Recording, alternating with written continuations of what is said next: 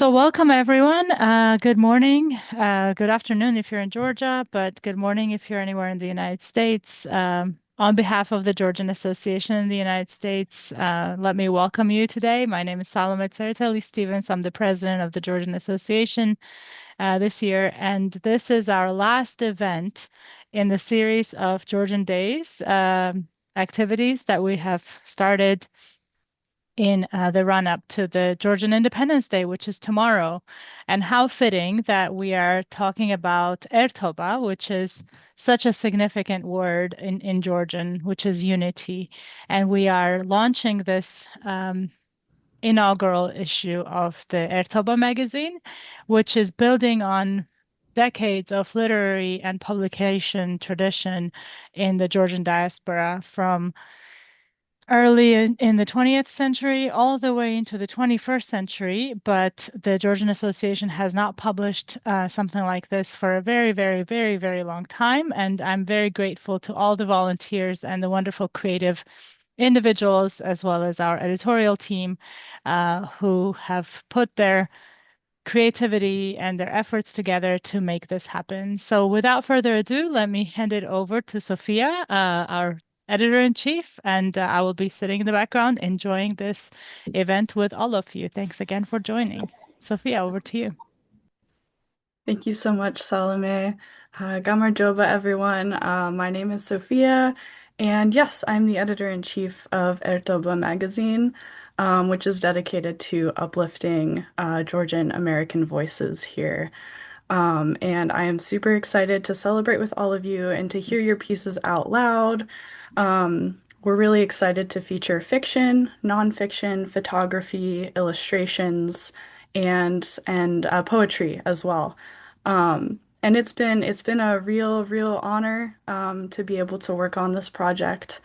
Um, Not only because of my mom's ties to Georgia and Sahumi specifically, but because I've always loved stories, and I think that everyone should have the chance to tell their own story. Um, yeah, a little bit about me is that I graduated from Hollins University with an English degree, and I will be headed back to Virginia for my MFA, which I am very excited about. And so I will be continuing to cultivate storytelling for the next couple years. And so, yes, it's just been a huge honor to help contribute and promote the legacy of Georgian American storytelling specifically as well.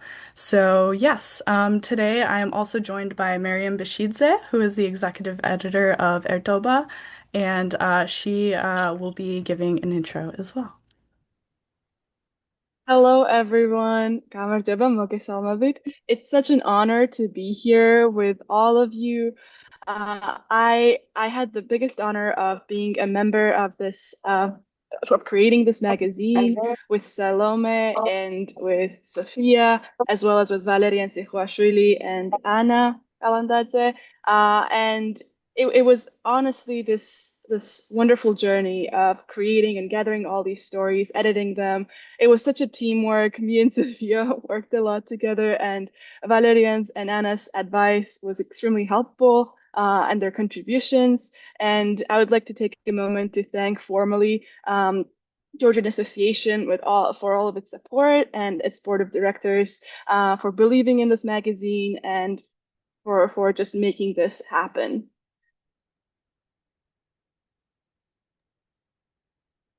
Yes, absolutely. Yes to all of those points. Um, I would also love to highlight, yes, the editorial board. Thank you so much for supporting and helping throughout this entire process. It's really been wonderful to get to know you all and to sort of run with the ideas that we've all contributed to. And yes, also thank you for your help with the Georgian language and everything as well.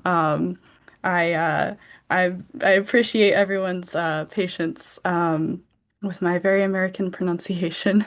But yes, and then back to you, Miriam. Yes, I would also love to thank all of the contributors of Ertoba who wrote these wonderful pieces, submitted their photographs to us, And this project wouldn't have been a reality without your involvement, your interest, and the support of the Georgian American community. And this includes, those who helped with the cover, like David Kobaidze, for example, as well as Sofia Sapotitvinidze, and also our editorial note translator, Mari Chikwaidze. And back to Sofia. Yes. And then last but not least, everyone who has attended Georgian Days in DC. It's been an amazing week filled with wonderful events. We are also grateful for your attendance. And yes, and we'd also just love to thank our sponsors as well. Thank you. Um, so yes, and then perfect. Okay, so this is our official cover reveal, um, which, as Maria mentioned, was designed by David Gobaidze and also using the photography by Sofia Sopo Titvanidze. It really is stunning, and we are just so excited about it. I feel like it really encapsulates some of the ideas in the magazine about growth and movement and return and all of that. So I think it's just it's stunning, and we just appreciate everyone's help with it. And without further ado, I am just going to read a bit from our editorial note, um, so that you can get an idea of how the magazine is framed. You can officially find the magazine, yes, on the next slide if you scan the QR code. Um, that will take you to the Georgian Association's webpage. And if you'd like to follow along with our readers, everything will be there. But we will also have slides as well. Um, so yeah, so our editorial note just begins with any good piece of art begins with an act of searching. Some read literature to learn more about their family's roots. Some look at artwork to reconnect with themselves and glimpse reflections of the world around them. Others write poetry to express the feelings they can't name aloud. Art, no matter its form, bridges, connects, and unites people across borders and across cultures. That's where the idea for Ertoba came from. It serves as a platform for the diaspora to share their experiences, and in that process, create art that helps Georgians connect with what they hold dear despite the distance. And I'm sending it to you, Miriam. Yes. Thank you so much for this wonderful editorial note that was crafted by all of our editors. We hope these ideas hold true as you listen to our wonderful contributors. We'll have a Q&A session at the end of everybody's reading. So please put your questions in the chat or keep them to yourselves for now, and you'll have the chance to ask the questions in person as well. Thank you so much. Now we'll read the order of our speakers.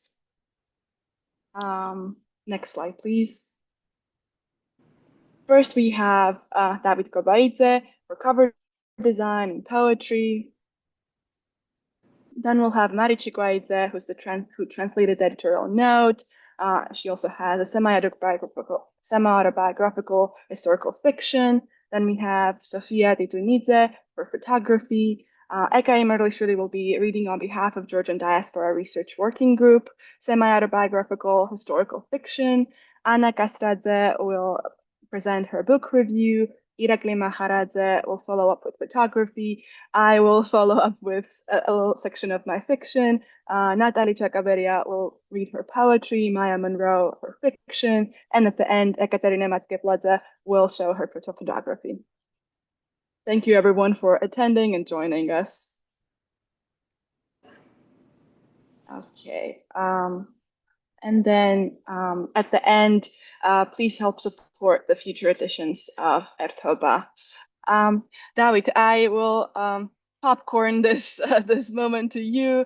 Please read your poem. Thank you so Oh, much. gorgeous. Gamarjava. Hello, everybody. Um, I wrote this letter so that it's called Tserili Vajas. I know so it means it's a letter to Vaja. Um, I'll kind of just read it, and then if there's anything left unsaid, I'll say it. Um, Natura with მწუხარება წარმოადგენს სიყვარულის მწარე კბენას. ტანჯვით მღელვარება დედისა და გასაჭირი ცდის ხალხის რწმენას. დაუშველთ ჩვენს მიწა-წყალს, ვღრიალებთ იმედ და კარგულნი, ხმა ჩახლეჩილნი, ენა დასერილნი, დავმუნჯდით და მუდამ ჭკნება ბუნების სული. კაცობის ილუზია განისაზღვრება ლომის სიმამაცით, ფუტკრის გარჯით და ოკეანის დაუზოგავი ღონით. თუმცა ჩვენ, ადამიანები, არ ვიმსახურებთ ასეთ შედარებას, რადგან დედამიწას აბუჩად ვიგდებთ. დედის სემნებს დავცინით და მის სულიერ განადგურებას თავად ვიწევთ.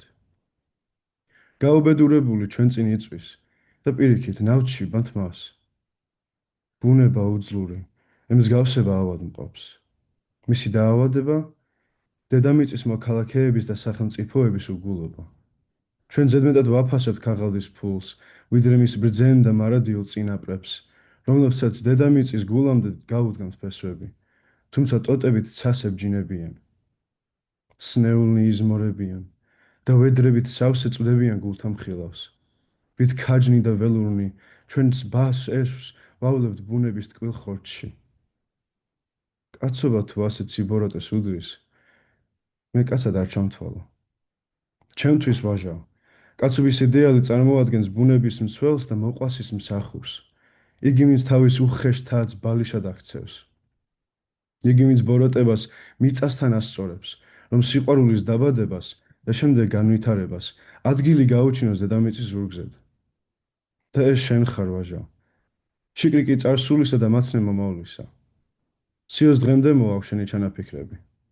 მისი შტვენა გვესმის. შენი მუდარა, უსასრულო, მოჩუქურთმებულ სტოვებს ჩვენი გონების საგანს. შენი ოცნება, სანუკვარი, მარა დაყავებს ჩვენი გულის იასამანს. სულ ეს არის? ხო, ძირითადად ვაჟა-ფშაველა ჩემი აზრით, ჩემი აზრით არა, ესე რამოდენიმე ნაწარმოებები აქვს, რომელიც ბუნებაზე საუბრობს. აი, თქვათ, შვილის ნუკრის ამბობი ან ნებისმიერი მისი ნაწარმოები, ძირითადად ბუნების themes, ასე ვთქვათ, აა შეიცავს. და მაგითაც დაუწერეთ ეს წერილი, იმიტომ რომ მეც როგორც ახსენე ამ წერილში, აა მეც როგორ მეწერა, ჩვენ ანუ ჩემთვის ვაჟა კაცობის იდეალი წარმოადგენს ბუნების მცველს და მეც მინდა რომ ესე წარმოვიდგინო ჩემი თავი. შეიძლება დღეს არ ვიყო ბუნების მცველი, მაგრამ მომავალში თუ ვიქნები და აა ხო მომავალში თუ შემეძლება რომ ბუნების მცველი ვიყო, მაშინ რა ეს კარგი მიღწევა იქნებოდა და ვაჟასთან უფრო ახლოს ვიქნები. სულ ეს არის. Thank you so much, David. We also have two of your other poems. You have time, if feel free to read them, but we can move on as well. No, I can read the other ones as well. Okay, next slide, please. გისოსი. ეს ლექსი დავწერე, როცა გოსტიბეში ვიყავი მთებში და უბრალოდ დიდი ხანი არ ვიყავი ნამყოფი გოსტიბეში. მით უმეტეს, ხო, გოსტიბეში უბრალოდ მთებში, სოფელში და წვალს წვალდით მე და ჩემი დედი და შვილები და უბრალოდ ძალიან გახარებული ვიყავი იმ მომენტში და ეს ლექსი დავწერე. შუაღამე დახვრკლილი ვარსკვლავებით იწვის დნება. კოცონს მიმსგავსებულს კვამლი აზდის და გვიხატავს ტკბილ მოგონებებს. ქალაქში გისოსებს უკან დაპატიმრებული, ვით ჩიტი გალიაში დამწყდეული, უცქერი მთებს მოუთმენლად. ფრთები გავშალე და ჩამოვანგრია დაჟანგებული გისოსები. გველივით მეტმასნება ვაზი, გულში მწუდება და მიყუჩებს მიწის ყივილისგან დაყრუებულ სულს. შებოჭილ ხელებს კი ვითბობ მონატრებულ კოცონზე. სიცოცხლე მივიწყებულმა ჩამკიდა ხელი და გამახსენა ერთობა. ერთობა ბუნებასთან, ერთობა მიწასთან, ერთობა სამშობლოსთან. სულ ეს არის. თან აი ბოლო წინადადება ან ერთობასთან დაკავშირებოდა, მაგიტო ამოვარჩია ეს ლექსი ჩემი ლექსებიდან, რომ გამეგზავნა ერთობისთვის. რადგან ხო ბოლო წინადადებაში ვარ ერთობას რადგან ვიმეორებ, ეს ძალიან მომწონს, რა ვიცი, ჩემი ნაწერიდან და მაგიტო გამოვიყენე ეს ლექსი. ძალიან დიდი მადლობა. და კიდევ შემდეგი ლექსი აქვს პატარა, ძალიან საყვარელი. დიახ. და ეს ლექსი დავწერე, როცა დიდოსტატის მარჯვენას კითხულობდი. და სვეტიცხოველზე დავწერე. ახლა ძალიან მოკლეა, მაგრამ მარადიული სევდა. მისი მარადიული მზერა თვალს თვალში მიყრის. ხელნაკეთი უკვდავი, გულში ჩამჩა სამახსოვროდ. მისი ქება დიდება დაუზოგავი, სიტყვფევით ირმის. როგორც ქვიშა თითებს შორის, ისე უსხლტება ხელიდან სიკვდილს. საქართველო ჩემო ლამაზო, რა ტირი. სულ ეს არის. ხა სვეტიცხოველზე დავწერე ეს და უბრალოდ ეს თვითონ ბოლო შეკითხვა შეგილია სხვადასხვანაირად უპასუხო. ანუ შეგილია ისე მიიღო ეს კითხვა, რომ თითქოს ან საქართველო რა ტირი, როცა ესეთი მარადიული და ესეთი ლამაზი ხარ. ან შეგილია ისე მიიღო, როგორც აი საქართველო ჩემო ლამაზო რა ტირი, ანუ რატკენი რო არის, რატო ტირიო, მაგის გამო რატო, ანუ რის გამო ტირი. შეგიძლია მასაც მიიღო ეს შეკითხვა. აა ხო და რა ვიცი, თქვენი აზრით როგორ უპასუხებთ მაგ შეკითხვას? ან როგორ დასვანეთ მაგ შეკითხვას? საქართველო ჩემო ლამაზო რა ტირი. სულ დავით, ეს. ძალიან დიდი მადლობა. დარწმუნებული ვარ, კითხვების და პასუხების პერიოდში გვექნება საკმარისი დრო, რომ განვიხილოთ ეს საკითხი. So, I invite everybody who's interested to ask questions at the very end and discuss the poem with David. Next up, we have Mari Chikwaidze. Mari, please tell us about you. Hello, everyone. First of all, I would like to say a huge thank you to the Georgian Association for the opportunity for supporting this idea. Secondly, a huge thank you to the editorial board. It's been a pleasure working with you. You've been on top of everything, and I really enjoyed being part of this amazing initiative. I'm going to read my piece in English because it was written in English, so it's an original in English. However, there's a Georgian translation also available, thanks to wonderful editing skills of my friend Lali Abtsiauri, who is here in the audience. So just wanted to say Madloba, Lali. They call me David George now, chemist, dairy specialist, American citizen. I live on the quiet edge of New York, where snow hushes the land and trains whistle through the dark like distant memories. But when the wind howls off the Great Lakes and rattles my windows, I'm no longer David. I'm Amberki, Beko Georgidze again, standing at the edge of a February 1921, staring down a road I did not take. I was born in 1896 in the highlands of Georgia into a family of land-owning peasants. My parents gave me the gift of education, and I devoured it. First in Kutaisi, then in Moscow and Petrograd. But revolution twice interrupted my studies, and I returned to a homeland, newly unshackled, fragile, and burning with hope. In 1919, I was granted scholarships by our fledgling republic, though they were more than academic. They were a cover for political missions, a student alibi, as we called it. I spoke 8 languages, not for prestige, but because in the Caucasus, survival often depended on the right word in the right tongue. By 25, I was a private secretary to the chairman of our national council. Georgia tasted freedom for 3 brief years. Then came February. The Bolsheviks descended, clocked in false promises, and brought the Red Army's wrath upon our capital. Tiflis reeked of gunpowder and despair. The dream of independence was dying again. Every man I respected, every voice I admired, was facing the same impossible choice: to stay and die for Georgia and be remembered as a footnote in a lost cause, or to cross the border and live for her, fight for her from abroad. I chose exile. I sold my family's last jewels to fund my escape. I left behind the village of my birth, the future I had sworn to build. In Berlin, I studied agriculture at Humboldt University. In 1924, I sailed to America as a cook's assistant, scrubbing pans and peeling potatoes to earn my passage and master the English that would become my shield. I buried Beko Georgidze in the soil of survival and built David George from his bones.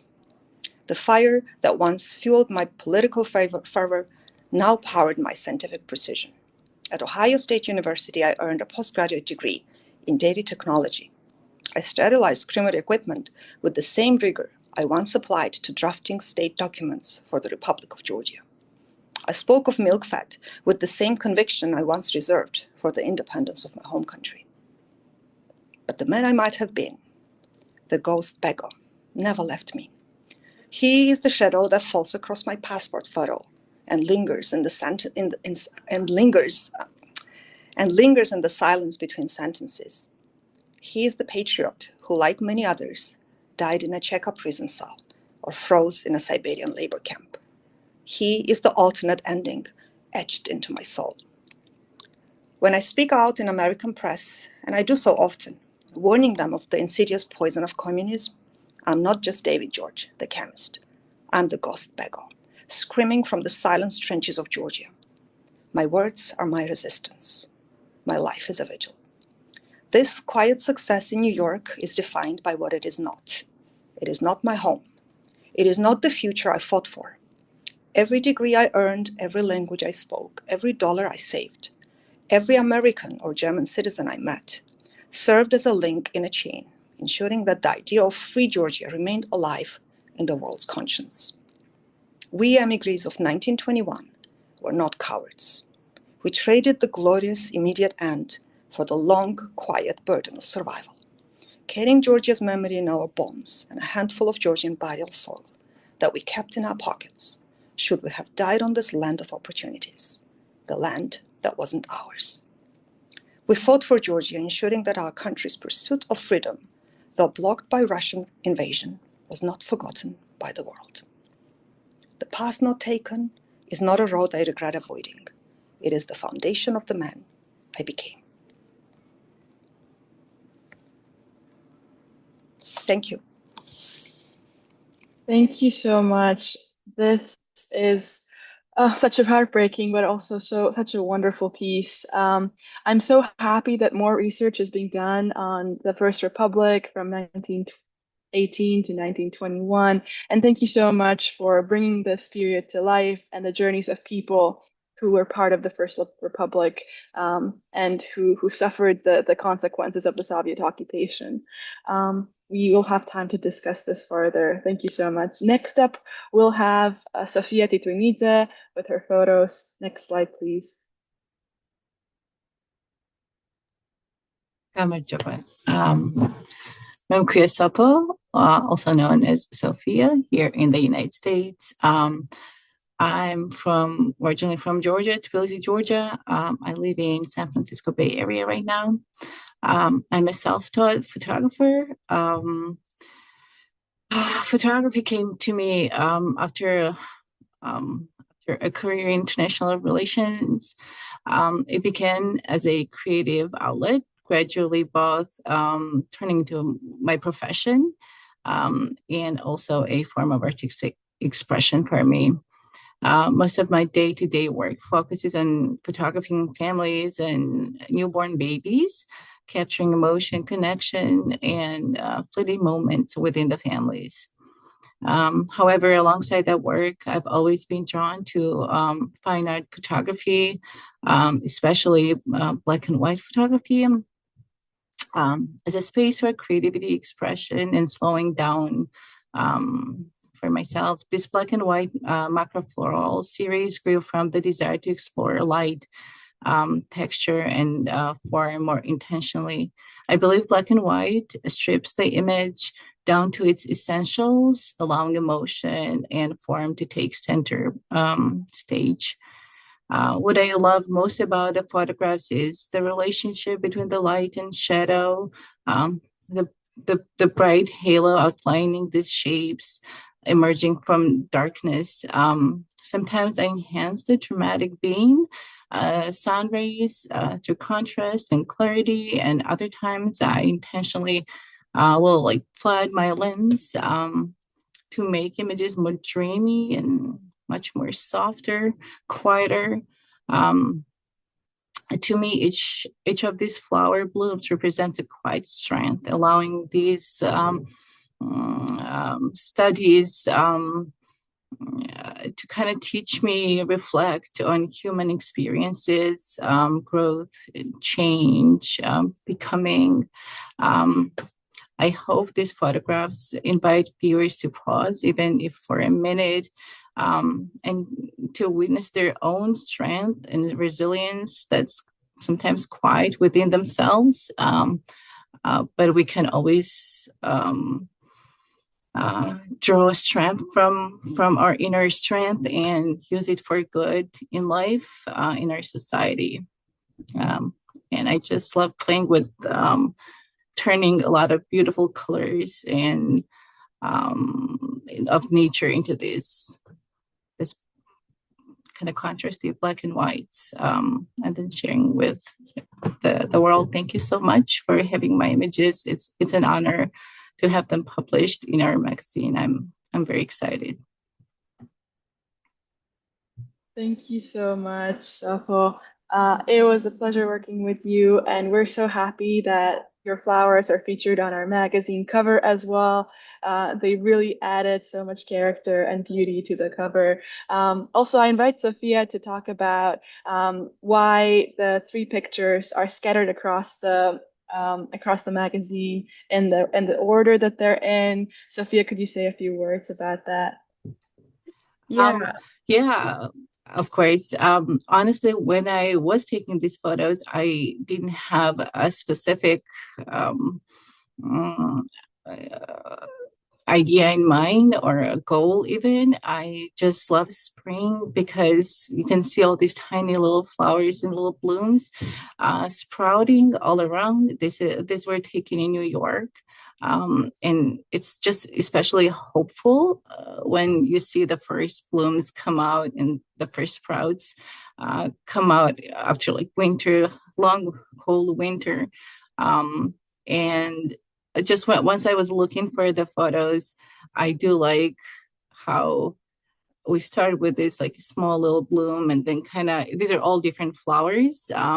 But then the second one is more open and kind of hopeful looking into the like sun. And then the third one is more, it's like, here I am with all my beauty and strength. And I just thought it kind of told that story of discovery and evolvement, I guess.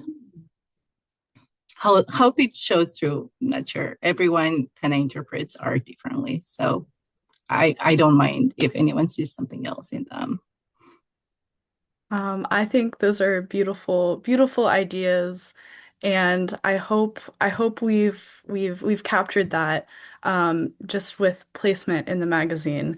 We'd hope to. We've got we start with the first image at the beginning, and then we have that second image in the middle, and then we end on that fully open bloom shot. And so I think a lot of what you were talking about will be evident throughout the magazine as well, just in terms of growth and moving forward, and but also memory too. And all of that. So yes, thank you so much for your Thank wonderful you. words on your photography, and I really hope that everybody enjoys the placement in the magazine as well. Thank you. Yes, thank you so much to Sophia, our editor, for this idea because I think as you'll be reading the magazine will be also blooming in front of you, just like the flower that Sophia photographed here. So next up, we have Eka Imerlishvili. She will be reading on behalf of the Georgian Diaspora Research Working Group. Eka, please. Thank you. Thank you very much, Mariam. Thank you, Sophia, Salome, for welcoming all of us and for giving us a chance to share our work. For some of us, myself included, this will be one of the first opportunities to have the work presented publicly. So it's exciting, definitely. And we look forward to the feedback from the audience. Little bit about the research working group. Georgian Diaspora Research Working Group is Georgian Association's ongoing project. The research working group has volunteers. It's a volunteer initiative. The association has invited researchers, writers, authors to come to join the diaspora research. And at the moment, and as the Diaspora Research Working Group was being established, our goal was to understand the history of the Georgian Association, how it came to be founded, who were the initial founding fathers and mothers, and what were the initial activities the organization was doing, and that's kind of how the Diaspora Research Working Group became to be. There are a few of our Diaspora Research Working Group members in the audience and also as presenters today.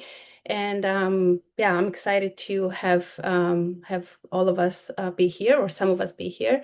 The work that the piece that I will be reading, or part of the piece that I will be reading, therefore kind of is resonating with what the goal of the research working group was.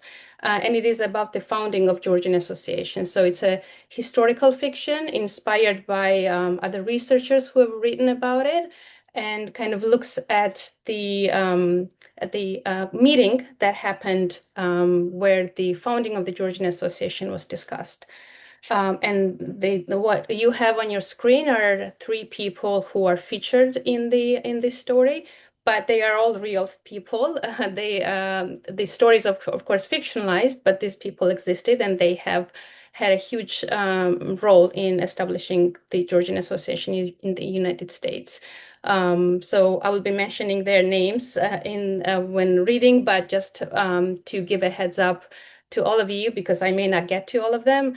On your left, you have Paul Kvaratskheli or Pavle Kvaratskheli, the first president of Georgian Association. In the middle, you have Tamara Georgikia, who became Kvaratskheli because they ended up marrying each other in the United States. And then on the right side, you have Georgi Machabeli, who also was a president of the Georgian Association and played a key role in the founding of the organization. So without further ado, let me read a part of the piece that you will all be able to read later on in the magazine. The piece is written in Georgian, so I hope I'll do justice to the conversation that might have happened between all of the Georgians in 1931 when the idea of the founding of the Georgian Association was born. So here we begin. 1931 წლის მადლიერების დღის შემდეგი დასვენების პირველი დღე იყო და ნიუ-იორკი დაცლილი ჩანდა. ქალაქელების უმრავლესობა ისევ მადლიერების დღის დღესასწაულს გამოყოლილ ტკბობას და დასვენებას მისცემოდა.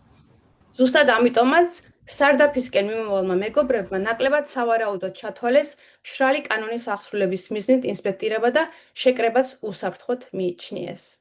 სარჯულაძის სარდაფი თბილისურ მარანს გავდა. სივრცე სარდაფში იყო მოწყობილი და გარედან ფიცარზე საღებავით გაკეთებული წარწერას ქართულად იყო. წარწერა ისე გაფანკუთალებული იყო, რომ მოქმედი დაწესებულების დაბჭილებას აღარ ტოვებდა. ამ წარწერის იმედადაც იყვნენ იქ შეკრებილები შედარებით გულარხეინად. მხოლოდ ქართველებს თუ ეცოდინებოდათ იქ რა ხდებოდა და ცენტრალურ მანჰეტენზე განთავსებულ სხვა უამრავ ემიგრანტულ ბიზნესსა და მაღაზიას შორის, რომლებიც დიდი დეპრესიის პერიოდში ხშირად იკეტებოდა, თვალში არავის მოხვდებოდა. პავლე ქუჩის კუთხეში ტროტუარზე მდგარ გიორგი მაჩაბელს გადაეხვია და სარდაფის კიბეებზე დაშვებამდე თვალის ერთი გადავლებით კიდევ შეათვალიერა გარემო, რომ დარწმუნებული იყო არავინ უთვალთვალებდათ. გიორგიმ სარდაფის ხის მოლაყლაყებულ კიბეებზე შინაურულად ჩაირბინა, პავლესგან განსხვავებით მანჰეტენზე ცხოვრობდა და სარდაფის ხშირი სტუმარი იყო. ასე ჩქარჩქარა ჩარბენაში სუნამო სუნი გაიყოლა და სარდაფის კარი ხელით დაიჭირა მეგობრის შიგნით შესაპატიჟებლად. შიგნით უკანა კედელთან მიმდგარ მაგიდასთან უკვე დახვდა სიკო სიდამონ ერისთავი. დაგვიანებით გილოცავთ გიორგობას და მადლიერების დღეს. ხელებ გაშლილი და ფეხზე წაუმდგარი შეგება მეგობრებს სიკო. ღვინო უკვე შეუკვეთი და საჭმელი გიორგი შენ შინაური ხარ და უკეთიცი რა სჯობს. მეგობრები დიდი გეგმით იკრიბებოდნენ იმ დღეს. გასულ კვირას გიორგობა აღენიშნათ კვარაცხელიების სახლში. ერთის მხრივ საქართველოს მონატრებულებს და სხვადღირგზელოთის სენტიმენტ-მოძალებულებს, მეორეს მხრივ კი სამშობლოს ბედით დადარდიანებულებს სათვისტომოს შექმნის იდეა გაუჩნდათ. პავლეს უმცროსი ქალიშვილი, ახლად გამოჯანმრთელებული 6 წლის ლიზი, რომელსაც შვილთა დამბლა დაუდგინეს წინა ზაფხულს, ისე მოხდენილად ცეკვავდა ლეკურს, რომ იფიქრეს, სათვისტომოდ, თუნდაც ქართული ცეკვისა და სხვა კულტურული ღონისძიებების ორგანიზებას რომ ჩაუდგეს სათავეში, ეგეც დიდი სამამულიშვილო საქმე იქნებაო. I'm gonna pause here. I don't want to take too much time, but happy to pick up the rest of some of the conversations and questions you may have during Q&A. But yeah, the story continues, and the goal is that the research working group will be sharing the additional stories in the future publications of Ertoba, so that at some point we'll be able to tell all the stories and details of the how Georgian Association came to be. And yeah, over. Thank you. Thank you so much, Eka. This is such a wonderful piece. It's one of my favorites. And I'm so looking forward to reading more about it because you've dramatized it so well and I'm so immersed in the story and I'm so looking forward to the next piece. So definitely do submit it when we do our next next issue. Hopefully that will be true. Next up we have Anna Kastradze. Anna, it's over to you now. მოგესალმებით, მეგობრებო. ძალიან მიხარია დღეს აქ რომ შევიკრიბეთ და მინდა დიდი მადლობა გადაუხადო ქართველთა ასოციაციას და მარიამ ვეშიძეს, იმიტომ რომ მარიამმა ჩვენი ნაწერები წაიკითხა და ძალიან გააზრებული კომენტარები მოგცა. ჩემი ნაწერი არის ერთ-ერთი ახალი წიგნის აღწერა, მემუარის, ავტორი არის არა მარტო დედაჩემის მეგობარი, მაგრამ ერთ-ერთი პირველი ამერიკელი, ვინც საქართველოში საბჭოთა კავშირის დროს გაცვლითი პროგრამით ისწავლა. და ძალიან მაინტერესებს გაცვლითი პროგრამები და მათი ფსიქოლოგია და მე მგონი ეს თემა ალბათ ჩვენ ყველას გვეხება დიასპორაში, იმიტომ რომ ალბათ ყველა ჩვენგანს გვაქვს გამოცდილება ახალ ქვეყნებში სწავლის. თვითონ წიგნი როგორც ხედავთ არის ინგლისურად და ჩემი ნაწერიც ინგლისურად არის და ეხლა წავიკითხავ ერთ მოკლე აბზაცს აქედან. The memoir captures the magic of cultural exchange at its best. A known and wearisome way of life is replaced by curiosity for an unknown, more vibrant one. The overused tropes of a foreign language strike us as rare and original poetry. Though J.D. Salinger's prose may seem simple to native English speakers, the author's Georgian friends consider his characterizations sublime.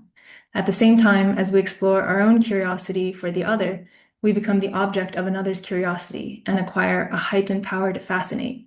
It would be hopeless to count the number of times a Georgian man expressed a romantic interest in the author. We receive the warmth of community without being bound by all the rules and obligations that are its condition for insiders. In short, we step into a freer way of life.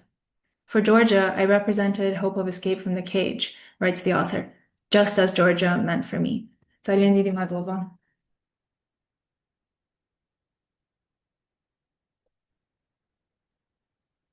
Thank you so much. This was such a wonderful book review. And I invite everybody to read Anna's piece as well as the book itself. It's really interesting. And I'm also very curious about how Georgia is seen from foreigners' eyes, especially from Americans and Western, how Western exchange students really saw Soviet Union. It's a fascinating piece. And thank you, Anna, for bringing attention to this book. Next up, we'll have Irakli Makharadze. Let's show his photographs up on the next slide. Irakli, please say a few words about your piece.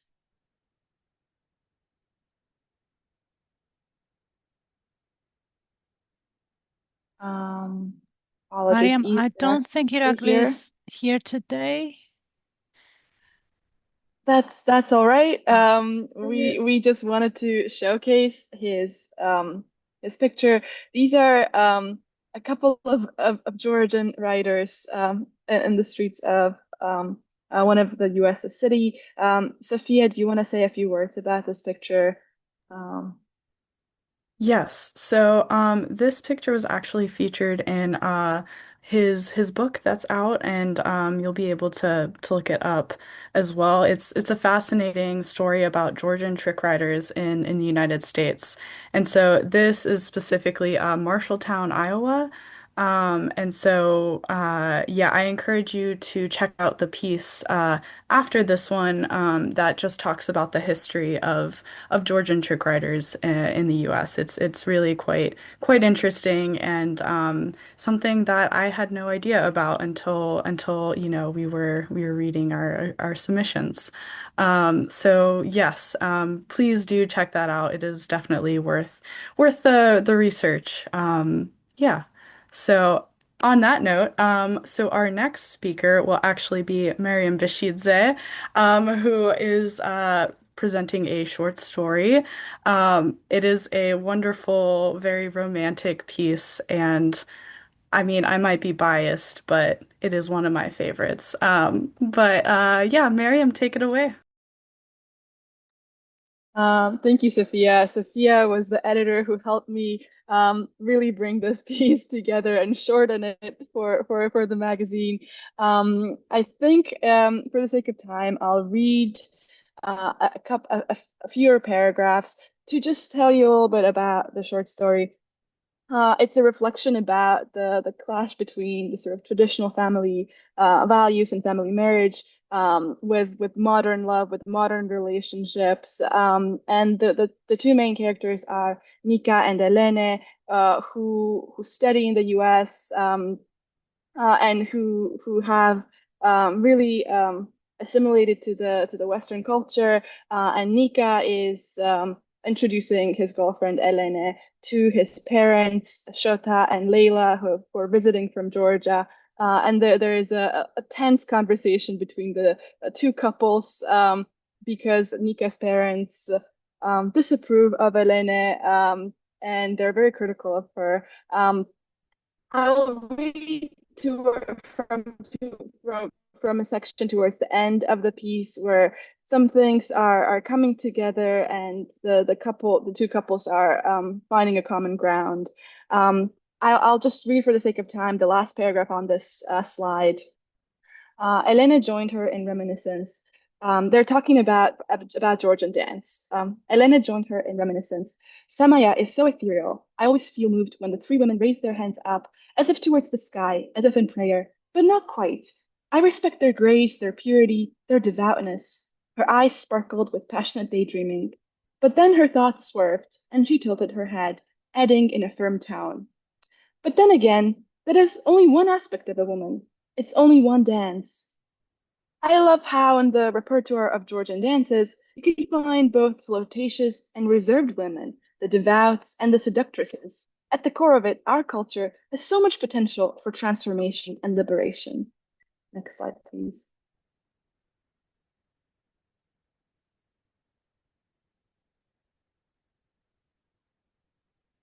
Salome, could you please? Yes, Yes, sorry, it's moved. don't worry. Thank you so much. Nika had heard both Elena's and Shota's views about the topic, and as soon as she mentioned dance, he had been waiting for a ticking bomb to go off. Yet from the corner of his eye, the boy saw his mother's eyes widen in revelation. Religious or not, traditional or not, Elena had access to the sacred, and maybe that was enough. She might have seemed to be floating in the air like a balloon slipped from a child's grip, but she was still rooted. In Nika's eyes, and maybe now in Layla's too, her being stretched over the continuum of time, reaching down into the earth, into the past, into the bones of her ancestors, and yet her hands outstretched high towards the sky, towards what was not yet here, towards the unborn spirits and unhatched instants. After the proper goodbyes were said, the mother and son peered at Elena's back as she made her way through the crowded street. There was not an ounce of hesitation in her walk. Without taking her eyes off of Elena's green coat in the distance, Leila said softly, "You know, Nika, I envy her a little." She trailed off and sighed. I wish I had had the chance to leave, to get an outside vision of myself and our culture. I might have been a different woman. Leila smiled, looked lovingly at Nika, and then into the void. His mother's eyes seemed like two tiny puddles of regret, regret for what could have been otherwise, the person she might have been if only she had resisted harder, talked back at the limiting voices in her mind, and freed herself. What his mother envied in Elene was what Nika fell in love with, Elena's adamant refusal to feel constrained and trapped. There was something in her that refused to stay inside, to stay hidden and unexpressed. She could think new thoughts and say new words. She had created a new language for herself and for him. He just had to risk it and allow himself to speak in her tongue. If he divorced his mind from that of his father, and if, like Elene, he rejected the toxicity in his culture, but held on to the heritage that had nourished him with love, maybe he wouldn't simply float away into the sky like a red balloon. Elene would hold him tight. Thank you so much. Feel free to read more of the short story in the magazine if you're interested, and I'm happy to discuss it further with all of you. Next up, we have Natalie Chacaveria with her wonderful poem. Natalie, if you're here, please read your poem. Hello, Gamarjoba Memkwia Natalie, and today I'll be reading the poem Reminiscence. It's a short poem that I wrote some time ago. Sweet scents linger in rotting pine, tables set with aging wine, cutlery, silverware tested by time, once seated many, now none dine, chairs pulled out, fate resigned, yet memories sweet and memories benign, never forgotten, memories mine. This poem I originally thought of when I was kind of bored and just doing the dishes, but just putting random rhyming words together. However, when I saw the potential in the words themselves, I quickly sat down to type it all up. And other than just rhyming words, it quickly became a poem about how everyone feels that emotion of the grief of leaving something behind, but the joy that it ever happened. And a lot of times people fear that it's not okay to think back on the past, that it's going to shackle them. But sometimes it also holds a warmth that is necessary to move forward. And despite the rotting pine, despite the sadness that there's no one left, uh, you can imagine that whoever I decided is the person saying this poem still holds this warmth because it is what holds them together. And we're all here trying to share pieces that one way or another still hold a piece of our past. There's no way to untether ourselves from that. And it's okay to admit it because to reminisce on the past is important. Um, so thank you. Thank you so much, Natalie. This is such a wonderful poem. It's one of my favorites. I keep saying this, but I mean it. I really mean it. When I was reading this, I loved the rhyme so much, and then I was thinking, oh my God, Natalie should translate Georgian poetry, and she's gonna capture the Georgian rhymes so well. And we'll talk about that. We'll talk about that. But thank you so much. This was such a wonderful reading, and the words that you shared really mean a lot. Next up, we have Maya Monroe. Maya, please. გამარჯობა, ძალიან დიდი მადლობა ორგანიზატორებს. არაჩვეულებრივი არის, რომ არ მარტო ერთობის ჟურნალს აკავშირებს წარსულთან, არამედ აი მე მაგალითად ხედავ ამდენ ახალგაზრდას, რომლებიც დაინტერესებული არიან მწერლობით, ლიტერატურით და ძალიან სასიამოვნოა მათი ვირტუალურად გაცნობა. რაც შეეხება ჩემს პატარა ეტიუდს, როგორც მე დავარქმევდი, ესეც არის ხიდი წარსულსა და დღევანდელობის შორის და დავწერე ეს დაახლოებით 25 წლის წინ, როდესაც მკითხეს რა იყო ჩემი parenting styles და არსებული parenting style-იდან ვერანაირად ვერ ვიპოვე რა იყო. და ბოლოს დავფიქრდი, ძალიან ბევრი ვიფიქრე და ცოტა წავედი ისე ვილია ჭავჭავაძეს და ნოთარანტ ქვევთან, სადაც ამბობს, რომ ორი თვალი მაქვს, ერთს ამოვიგდებ და მეორეთი ვიყურებ მხოლოდ შენთვის რომ ვიყო. რა თქმა უნდა, ხმე დავამახინჯე ეგ ჭავჭავაძის სიტყვები, მაგრამ აზრი ეს იყო და მე დავფიქრდი, რამდენად ოთრანტ ქვევი ყოველთვის მახსენებდა ბებიას. მე არ ვიცი ბებიას იცნობდა ჭავჭავაძე თუ უბრალოდ პროტოტიპი იყო თუ პირიქით მოხდა ის წავიკითხე და მე ბებია გავაცნობე, არ ვიცი, მაგრამ ყოველ შემთხვევაში ამის ფიქრის შედეგად დავწერა ეს, იმიტომ რომ წარმოუდგენელად ბევრს აკეთებენ, ნუ დედები და მშობლები და განსაკუთრებით ბებიები, რომლებსაც ეს პასუხისმგებლობა არ აქვთ, რომ აღგზარდონ და ყველაფერს გიკეთებენ და გაძლევენ ეს აბსოლუტურად სიყვარულს, რომელიც ყველაფრისგან დაცლილია. მხოლოდ უყვარხართ შენ და მეტი არაფერი და იმდენად ვიგრძენი ეს, რომ ჩავთვალე, რომ ალბათ ყველაზე კარგი მოგონება ჩემი ბავშვობის იყო ბებია, ხო? ეს დავწერე მე ფრანგულად და მე გადმოვთარგმნა ინგლისურად, ასე რომ ინგლისურად წაგიკითხავთ და ეს ამბავი ხდებოდა სოფელ ველისციხეში, გურჯაანის რაიონში და აი ესეც ჩემი ისტორია. The beginning and the end of the world. She used to be and still is the best grandmother in the world. My red grandmother, the nickname my brother and I chose for her because of her permanent suntan. She spent long hours under the sun, taking care of her vineyards. My brother and I always visited here on our school holidays. We spent most of our time in her vineyards. They were our favorite places. I remember walking down the unpaved road from grandmother's house to her golden yellow grapes. The sun was always following us. The grapes seemed joyfully welcome all of us, with a sudden blush rising to their cheeks at the sunshine's straightforward caresses. Our journey always ended at these crimson grapes, as if the galaxy was ending here too. In fact, the cuddled vineyards were the end and the beginning of the world to my grandmother. It was a reference place of the world to me as well. I spent hours observing the adjacent territory from there. My memories of old couples in their old-fashioned carriages or younger men in Russian four-wheel drive cars are still vivid. Passing by, the carriages and cars would leave behind a long trail of smoke. The smoke was giving a pale coloring to the vegetation. All these cars and carriages were coming back to the village before the twilight. Every year, I saw a group of Romas, a dozen of them, with children and burdens on their backs, following the road. I like to observe the distance, making them smaller and smaller before disappearing from my eyesight. To my big surprise, I'd never seen them coming back. The following summer, I would see them again on the same unpaved road, heading in the same direction.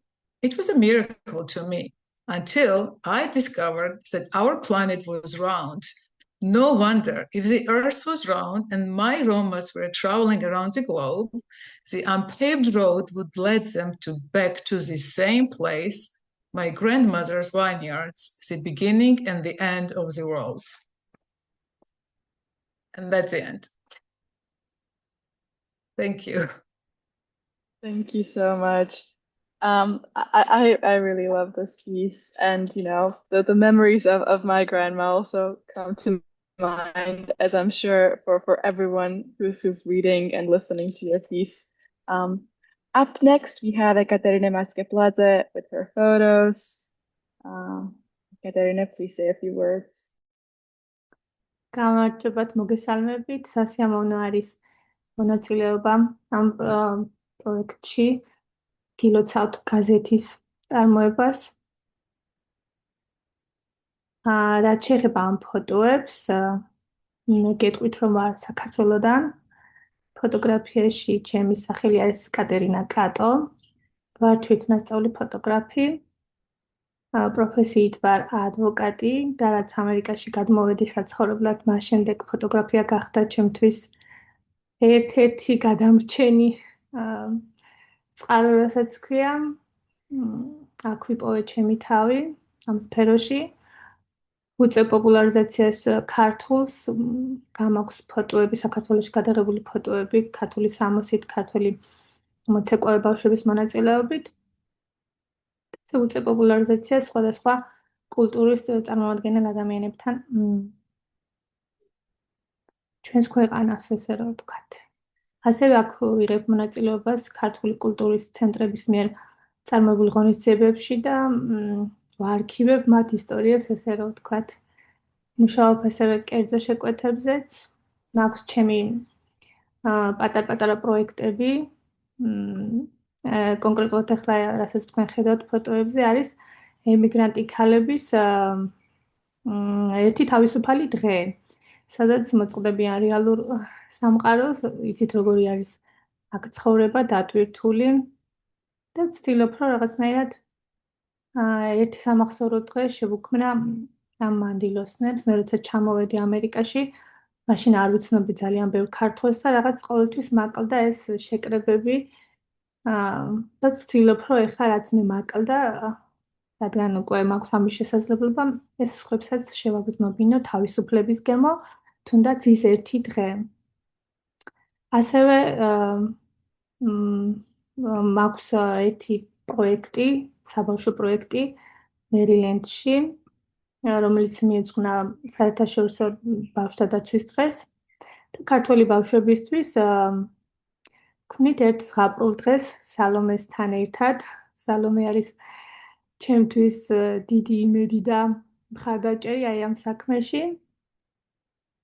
და ძალიან ბევრი ქართველი ჩაერთო სხვათა შორის წელს კიდევ აი ამ პროექტში, რომ ჩვენი ქართველი ბავშვებისთვის იყოს ეს ღონისძიება, დარჩეს და რა ვიმუშაობთ ამ საკითხზე კიდევ.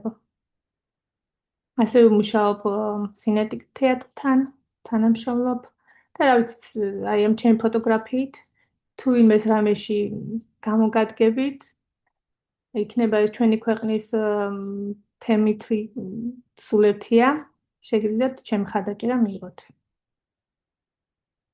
სულ ეს არის მგონი რაც ამ დაბნეულობის ფონზე მოახერხე რომ მეთქვა. პირველად ვარ სხვათა შორის ეს Zoom ჩართვაში და მომიტევეთ თუ აბდაუბდა ვისაუბრე და შემდეგში ვეცდები უფრო დავალაგო ეს ყველაფერი და გადმოგცეთ ისე. ზოგადად არ მეხერხება სიტყვით გამოსვლა, არ არის ჩემი. არა, სამოწე კატერინე. მადლობა ძალიან დიდი. დიდი მადლობა. ძალიან დიდი მადლობა. Sophia, you should take over now. All right. Yes, that is the conclusion of all of our readers who signed up ahead of time. If we have anybody who just joined us and would like to read, please just let us know. Yes, I just wanted to again thank everyone so much for all of your pieces. Really, we would not have a magazine if no one submitted. So, really just appreciative of every one of you.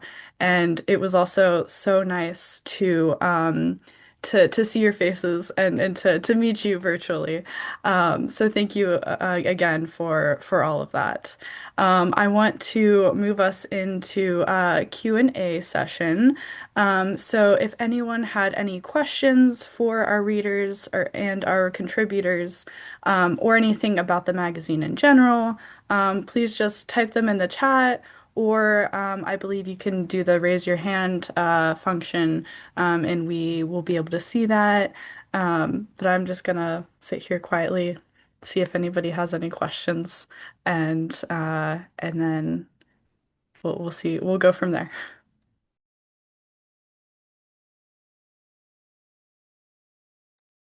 I have a question for all the participants and all the contributors, if I may, as well as perhaps for the editorial board. As this is our inaugural issue, and we hope to be able to do this again, perhaps annually. What is something that we didn't have in this issue that everyone would like to see included in the future, if there's anything? Can I answer this question, Salome? Of course. I don't know if it was extended to the children. Maybe we can extend to the children and they can express themselves in a few words about what is Georgia to them. That's a wonderful suggestion, Maya. This issue call was open and public. We did not specifically target like different audiences, so that's definitely a great suggestion that we may be more proactively reaching out to different audiences, such as school children, perhaps. Yeah, that's a great suggestion.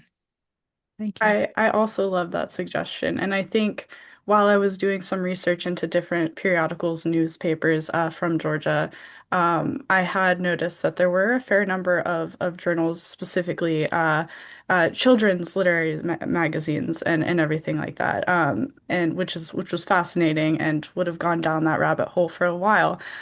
So that is something that we can definitely think about for sure. Thank you so Yeah, much. sure, no problem. And then to elaborate, we can ask, say, youth to create their page and submit to you as a created page. Yes, Yeah. and perhaps even children's art. Yeah, everything that comes with children. And if I may add just one note that Natalie Chakaberia, she forgot to mention her age. She is 15. And so I am thankful that she was able to be part of this magazine. Thank you on behalf of her. Well, thank you, Natalie. It was great. Oh, Thank you so absolutely. much. I also loved Natalie's piece. A huge well done. Thank Yeah. you. Thank you. Eka, I see that you have your hand raised. Feel free to jump in. Thank you. Yeah, I was thinking of responding to Salome's question, and then you touched upon some of what I was going to say, especially regarding the history and the legacy of Georgian diaspora periodicals. And some of the thoughts I had was to kind of maybe have a, snippets of what that diaspora periodicals were like, because this is kind of continuing that legacy for sure. And I thought maybe that would be interesting to have a few paragraphs in the future publications of how the Georgian diaspora periodicals, where were they and how were they emerged and what they did, and some, like, I don't know, history corner or something like that. Over. Thank you. I love that idea. Thank you so much. Yeah, it's wonderful. All right. Do we have anyone else who wants to respond, or anyone have any questions for our contributors? And it's okay if not.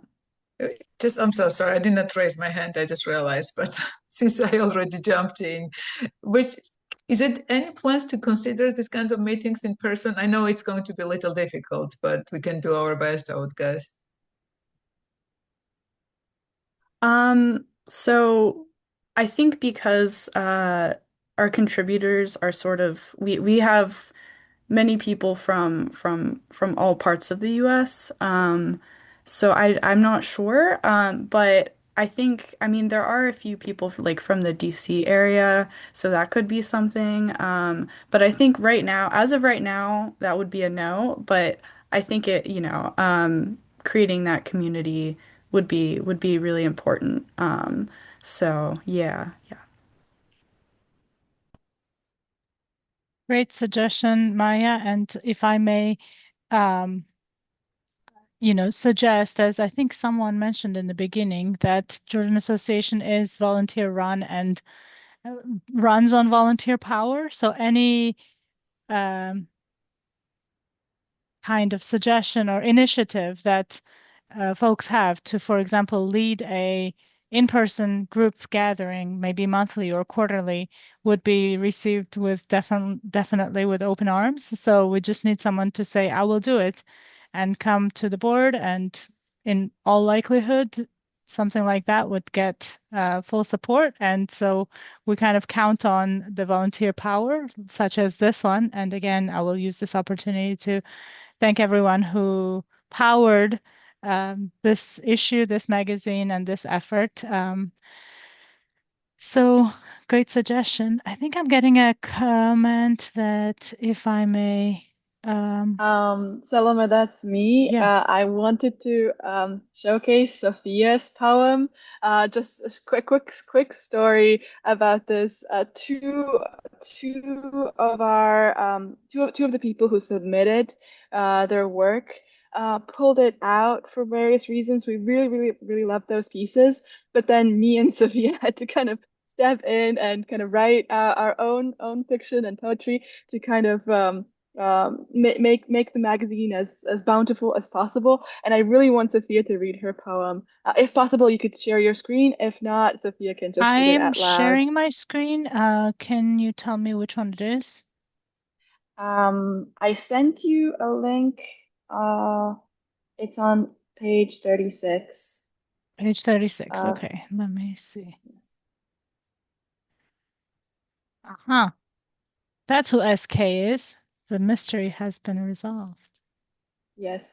I think it's still showing the Q&A on the Oh, screen. okay. I'm not Hold on sure. 1 second. How about now? Mm. Yes, yes. Perfect. Okay, well, thank you so much. This is a bit of a surprise, and I'm happy to yeah, meet these expectations, I suppose. Yeah, so I wrote this under SK. That's what I typically write my poetry under. And I also I when I do write my poetry, that's kind of what I like because I like focusing on the content a bit more. And it's a golden shovel poem. So I fell in love with this form um, maybe 2 years ago. And so essentially, it's looking at the work of another poem, taking a line or two from it, and incorporating that into the end lines. So it's sort of in conversation with Raise Your Glass by Philip Matris, who actually came to my school a couple years ago, and I just loved his poetry. And so the ends of each line are essentially from his poem. So yes, I will I will read it. I talk to our pruned peach tree sometimes, the memorial to Grandpa Anatoly. Whisper to its bare branches, ancestors, can you hear me? I'm sorry I let you down. Again, and the silence grows and my fear waxes like the moon, my liminal love. We are the borderland that exists in perpetuity and without answers and between inheritances. Back in Brighton Beach, grandmother wags her finger, says our legacy rests on me and my resting. But what language moves freely? What language freely moves, freely lives, and what language wilts without water? So I begin with Data Ena and learn Ayi Iya, and the first word I fall for, Scaupati. Fairy tale. Fantasy I speak fluently, and then I dig up the familial archives that whisper secrets of forgotten folk songs on Jiskhati choir. Dream of their voices, dream of the past. Raise my empty glass, see reflections of all diaspora children who wander and wonder about their footsteps in the world. Our homes, we make them between and beyond in these short, shapeless, shape-shifting lives. And thank you. Thank you so much, Sophia. So I really love Sophia's poem, and I think it really encapsulates the whole diaspora experience. And also, when she says that she's digging up some fairy tales, she's working on a novel that is inspired by Georgian folklore and mythology. And I'm so looking forward to read more about it. And, hopefully she will share it with you soon. Thank you so much, Miriam. Uh, I appreciate that very much. And so I think if we don't have any other questions, oh, there is David, one yeah. question from Natalie. It's asking, is this just annual? And I put it in here, but I wanted to say it out loud for everyone. The answer is yes for now, if we can keep going and hopefully get more, energy or maintain the energy behind this effort. Um, and I think there are also some comments about in-person meetings. As I mentioned before, if there's the will, there will be a way. So I'm sure people will find a way together and maybe do a salon style poetry reading or something, and that would be wonderful. I have a question. Go ahead, Sorry, yeah. I think David had his hand raised, and then Oh, we'll come sorry. to you. No, it's okay. I didn't have a question. I just I got nervous when I was reading my poetry and I got tunnel vision and I didn't introduce myself or say thank you. So I want to say thank you to everybody that's part of Ertoba and the Georgian Association in the US. Um, I've always wanted to be a part of something like this because I'm from Orlando, Florida, and there's not many Georgians here. But the Georgians that are here, we all come together very frequently. And I love the fact that so many Georgians have been united, across the country, across the world in general, and we were able to all show and showcase our pieces. I'd never done that. So I'm David Kobaidze. I'm 21. I'm from Orlando, Florida. I go to the University of Florida. So for like the context for my poetry, that's the context, I guess. But thank you so much for allowing me to share my poetry, and thank you so much for everybody that contributed too. I loved listening, and I loved looking at all your photographs. So thank you very much. Thank you, David. Just a spotlight on David. He worked on the cover, and he's also part of the Georgian Student Volunteer Network. He did a screen showing of Georgian movies at his university. Anyone who's interested to become part of the Georgian Student Network, please contact us, join us, and we can do great things together like this and many other events as well. Sophia, I think you wanted to say a few words as well. Yes. Thank you, yeah, again so much for all of your help. I think we had a question from Sophia Titvanidze. Let us go there. Yeah, feel free to unmute. Thank you. I just also wanted to say a couple words about the pieces that I just heard. They were beautiful, and a lot of times I have a hard time expressing my feelings with words. I'm a little bit better with like photographs and visual art, but listening to your excerpts, it was wonderful to see my own feelings in words. Thank you for that. And another thing that I just wanted to ask was, where can we see the whole magazine? I did see a QR code in the beginning, but if do we have a link that we can use and share? That'd be wonderful. Yes, I'm going absolutely. to pop it into the chat right now. Here you Perfect. are. We are so proud and excited that it is now on the website and can be shared widely. Please feel free to share it on socials, with friends, etc. It would be great to get people reading and engaging with the content. So I have a quick question. Sorry, I just jumped in. I was not aware of this at all, and just recently I found out about this opportunity. How do you select the materials, and how early do you need them? Or the themes, for example. Are we limited in themes or topics, or so just a little bit about that, please. Yes, absolutely.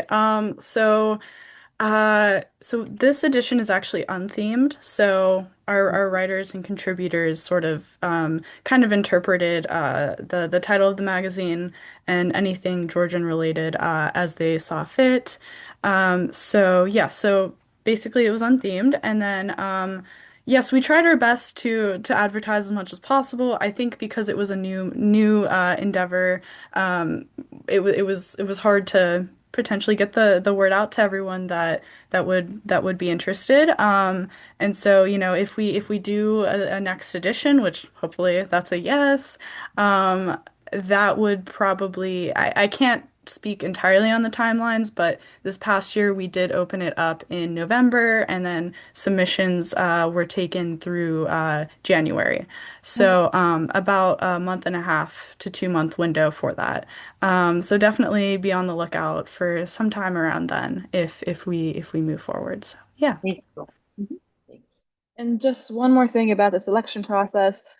We try to include as many people as possible. We also work extensively with editors. So after the piece is submitted, if we think it has great potential, or if we don't think it's ready, but we can kind of make it into something great, we connect the writers to editors, people from the e-board or others, and then we do our best to let the writer, express themselves to the best of their ability. And so we really try to be as inclusive as possible. As long as the piece is about diaspora experience, it's connected with the Georgian community, and reflects on the themes, problems, and questions that the Georgian community, Georgian American community has. So as long as it's connected to Georgia, I think we'll do our best. And Yeah. it doesn't have to, you don't have to be Georgian. There are many people who submitted who were not Georgian or who were just interested in Georgia and just were working on this topic. Yeah, thank you very much. So there are lots of people who travel there, and I'm sure probably they would be also interested. Thank you.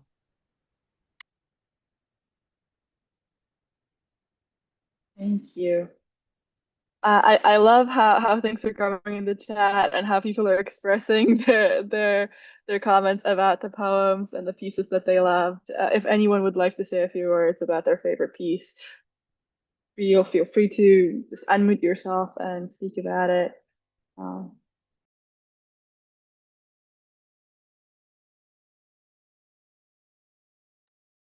Sorry, I'm still not raising hands. Maybe on the magazine we can put the chat or feedback section, and I think that will be as prolific as the magazine itself.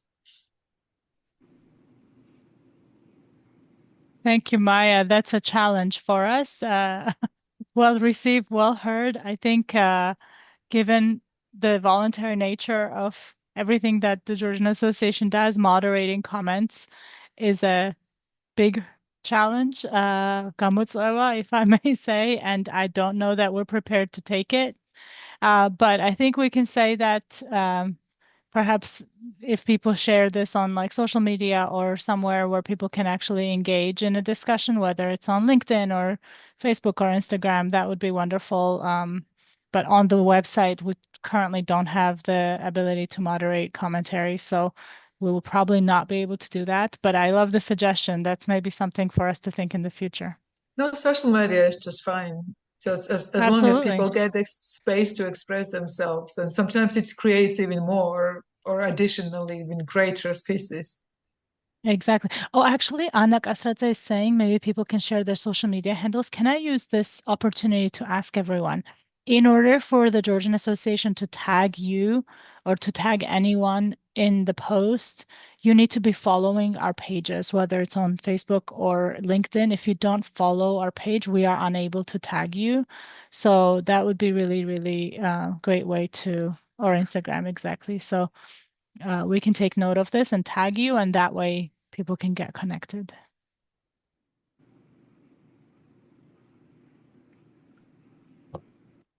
Also, one last thing, if I'll take this opportunity to ask if people would like to donate and help support the Georgian Association. You're free to choose how your money is being used. You can indicate what, if you want to support cultural events or administration or advocacy. You're free to kind of to decide. You have agency. And yeah, please, we have the donation link here, QR code. And please support the Georgian Association, because Salome, Sophia, so many people who are doing all the work behind the scenes. Eka Emerlishvili, Valerian Sikhwashvili, who's also all the on the e-board and helped make the magazine. They're all contributing and they're doing this volunteer on a volunteer basis, and it really means the world to us that they're doing this great work. So thank you so much once again to everybody. For making this happen. Thank you for that shout out, Mariam. And if I may say, we got some suggestions that maybe this magazine can also come out in print. And that's a great suggestion and a great idea. And we're looking into that as well. And any financial support would definitely contribute to that as well. So that's, again, these kinds of things are very connected, but we welcome all suggestions and we're definitely going to take them up seriously. So thank you. I look forward to reading the rest of the magazine, and I think I am especially excited to have the magazine be the place for the first-time authors to put their work out there. Yeah, I look forward to reading those authors as well.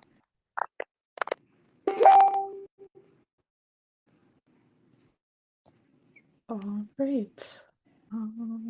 So I see people are still sharing social media in the comments, but I think should be about finished. So yeah, thanks again for everyone's hard work on this. Really, really appreciate it and look forward to the next edition. Thank you very much, and happy Independence Day, Georgia. And with that, this concludes our Georgian week in DC and around the country. And I will say there are other Georgian events happening throughout other states, other cities, and continue to celebrate independence and how far we have all come. And yeah, thank you all so much for contributing into those celebration in this very meaningful way. And thanks again to our editorial board for all the hard work. Congratulations, everyone. Bye. Thank you to all the attendees. Thank you for coming. Thank you so much. مطلوب دیدی. مطلوب بابا گلوتات دمو كده بلبس غس. You look Gilad